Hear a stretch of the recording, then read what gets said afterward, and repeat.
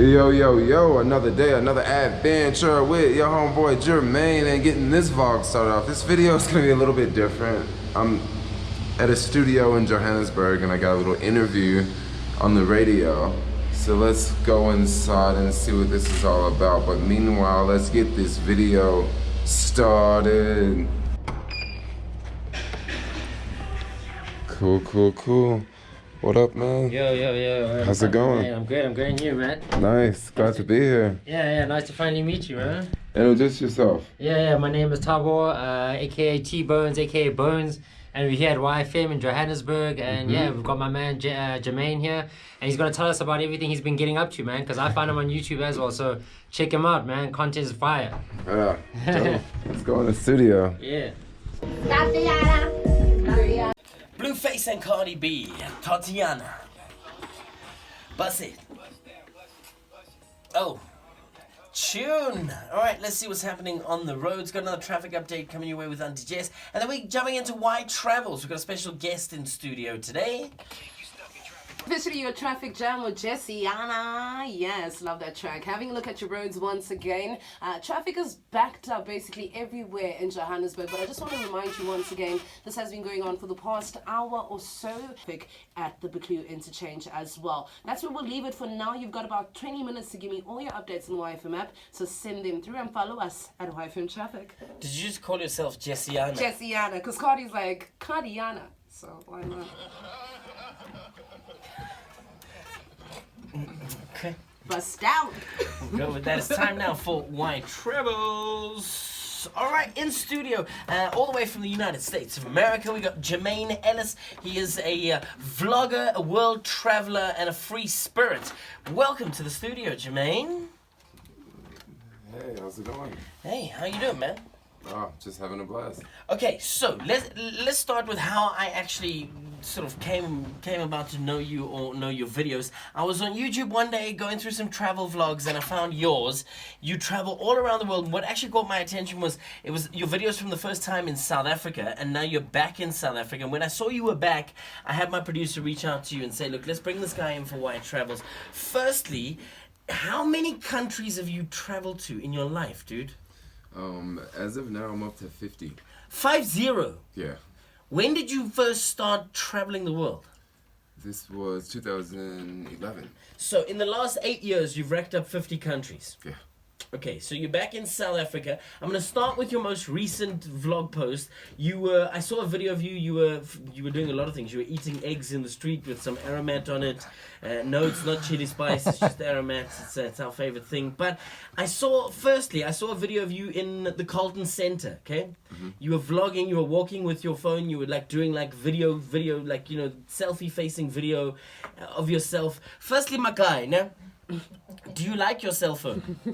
I do like my cell phone. You must not do these things. Hey, your cell phone will escape you very fast. So you were walking around, I don't know if you knew this, but you were walking around a particular area where like cell phone theft is actually an honors degree in these areas. So your phone will disappear very quickly, my guy. Oh, so I don't think I was filming that with a phone. I was filming that with a GoPro. And the one cool thing about filming with a GoPro here is it doesn't look like a phone. So when people see it, they just kind of... Yeah, in Africa, we know what's GoPros, my man. Yeah, but I noticed that a lot of people don't pay me that much we know a GoPro. They're like, oh, it's GoPro. And then I saw you went up to the 50th floor. You went up to what they call, the roof of Africa. Yeah, Was that in the Carlton Center? This was, no, this wasn't the Carlton Center. This was... I can't remember where this was. This was like near the shopping center downtown. Okay, which is the Carlton Center, I think. Carlton Center. So you went up, and you were super excited to be on the highest floor in Africa. Okay, I don't want to burst your bubble, nah, but it's actually not. They lied to you. There's a place called Ponte Towers. I used to live there, and I lived on the 54th floor.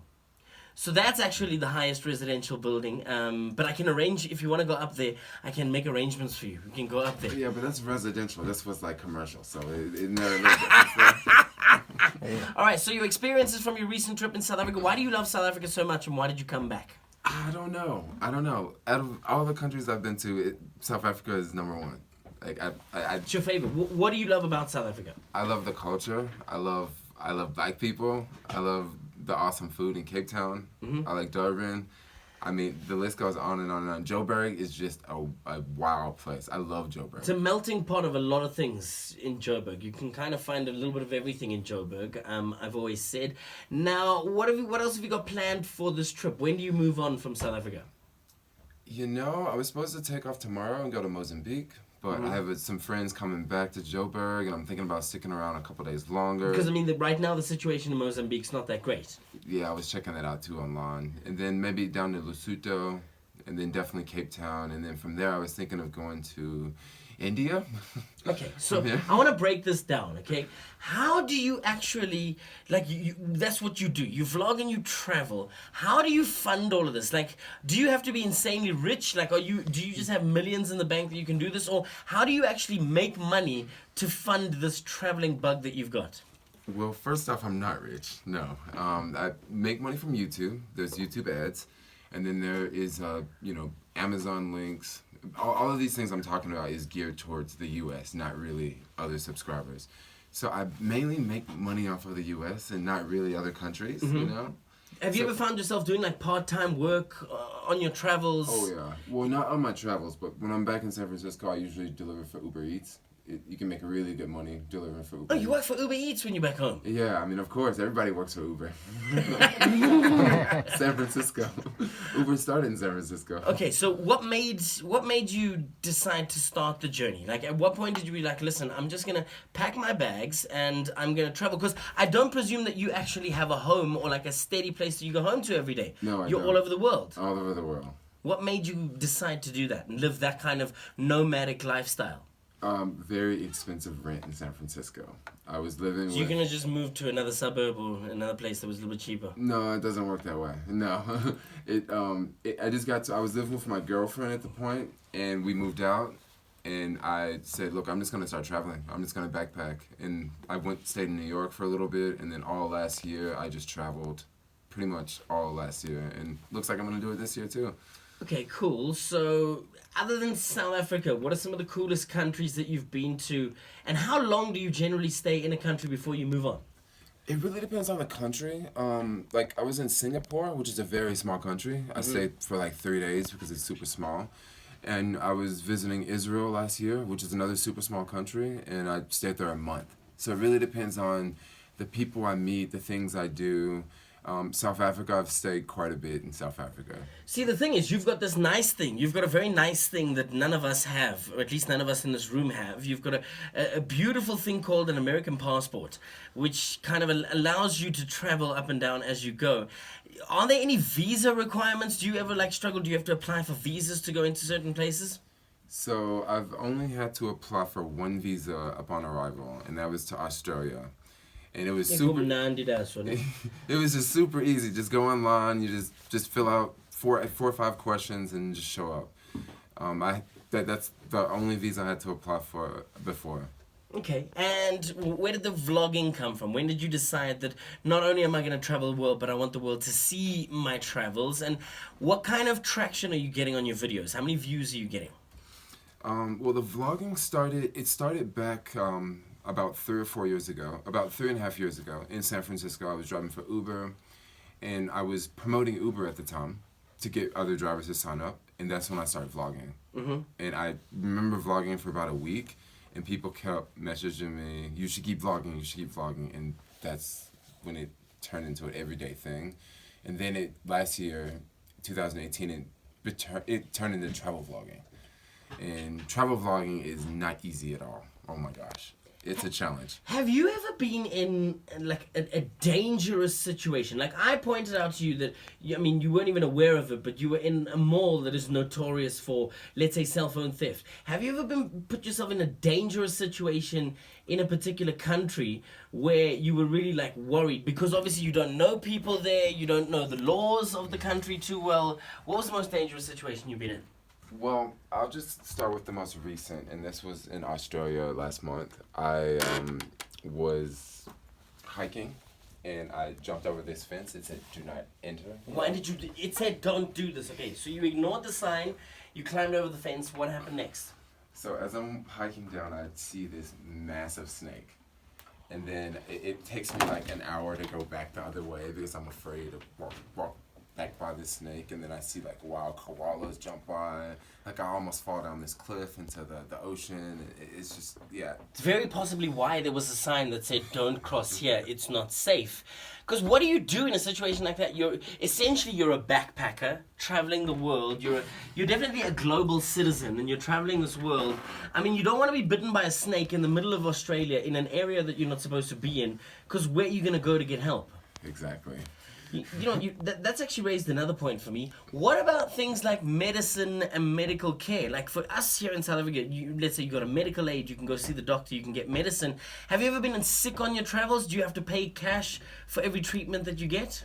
Well, there is this thing called travel insurance, and this is something that I always recommend travelers have. Yeah. But sometimes you may not necessarily need travel insurance. Sometimes you're just sick and you're in bed all day.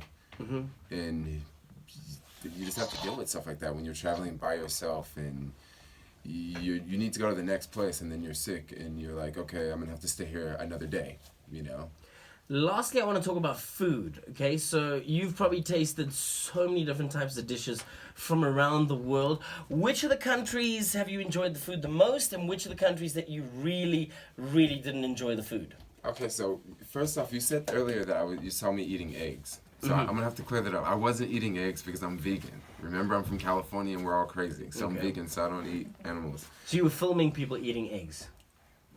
No, I was hanging out with other people eating eggs.